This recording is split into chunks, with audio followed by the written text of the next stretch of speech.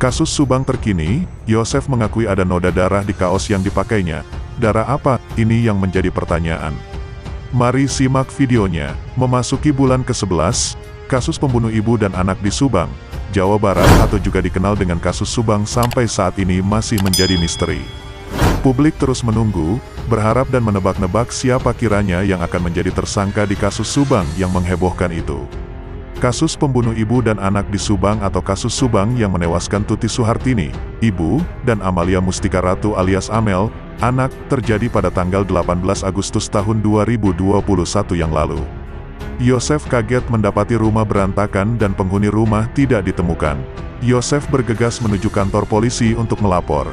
Kemudian, polisi menemukan Tuti dan Amel sudah menjadi mayat di dalam bagasi mobil Alphard yang terparkir di halaman rumah korban di Kampung Ciseti, Jalan Cagak, Subang dengan keadaan bertumpuk sungguh menyedihkan. Polisi memastikan jika korban Tuti Suhartini dan Amalia Mustika Ratu alias Amel meninggal dunia karena ada yang membunuh. Di awal kasus Subang muncul, Yosef sempat dicurigai oleh Yoris anaknya sendiri sebagai sosok yang berada di balik kasus Subang, Jawa Barat. Lalu Danu saksi lainnya dalam kasus Subang, saat diminta keterangannya oleh penyidik Polres Sebang juga menuding bahwa Yosef adalah pelaku dalam pembunuhan Tuti dan Amel. Tudingan Danu terhadap Yosef yang menurut Yosef adalah framing sebagai aktor kasus Subang, semakin kencang manakala diberitakan bahwa jaket yang dikenakan Yosef penuh darah. Terkait tudingan jaket penuh darah, Yosef dalam voice note yang dikirimkan ke redaksi desjabar.com beberapa waktu lalu, menegaskan bahwa hal itu sama sekali tidak benar. Menurut Yosef, isu jaket penuh darah itu adalah upaya framing yang dialamatkan kepada dirinya terkait kasus Subang tersebut. Padahal yang sebenarnya jaket yang dipakai oleh saya itu tidak ada darah setitik pun, jelas Yosef. Yosef juga menyinggung nama seorang YouTuber yang kerap membuat konten tentang kasus Subang. Menurut Yosef, YouTuber itu sangat pandai memutarbalikkan fakta dengan menuduh dirinya berbohong soal jaket penuh darah. Dia, Yosef menyebut nama seorang YouTuber, itu pandainya memutarbalikkan fakta.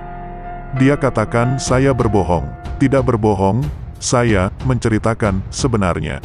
Saya tidak berbohong dengan apa yang saya ceritakan, ujar Yosef. Menurut Yosef, isu jaket penuh darah itu muncul saat dirinya diwawancarai sebuah TV swasta. Saat itu ia mengaku kurang fokus dalam menjawab pertanyaan terkait kasus Subang ini. Saya kira pertanyaan soal apakah baju ada bercak darah saya jawab tidak karena saya kira baju itu jaket, bukannya kaos, saya kurang fokus, kata Yosef. Selain itu ungkap Yosef, pertanyaan saat wawancara juga sebetulnya tidak sesuai dengan pakaian yang ia kenakan pada waktu itu. Yang ditanya baju padahal dirinya memakai kaos. Semua orang tahu, karena kan saya akan golf. Udah dipakai yang dipersiapkan itu adalah kaos, ujar Yosef. Kalau saat wawancara nanyanya kaos, pasti akan dijawab langsung spontanitas kalau kaos memang ada noda darah langsung dibuka di Polsek Jalan Cagak. Itu udah ada di koin 1077, kanal YouTube juga. Saya akui saya tidak mau berbohong, kata Yosef. Yosef menjelaskan, setelan pakaian yang saat itu dikenakannya adalah kaos dengan 3 warna yakni merah, biru, dan putih. Kemudian memakai jaket merah, topi berwarna merah, ke bawahnya pakai celana dan sandal. Itu kalau ingin lengkap, ini harus detil kalau tidak detil digoreng paling terdakwa dei nenangan ker konten. Neangan piduiten wila terus terang wi, sok wi naon dei.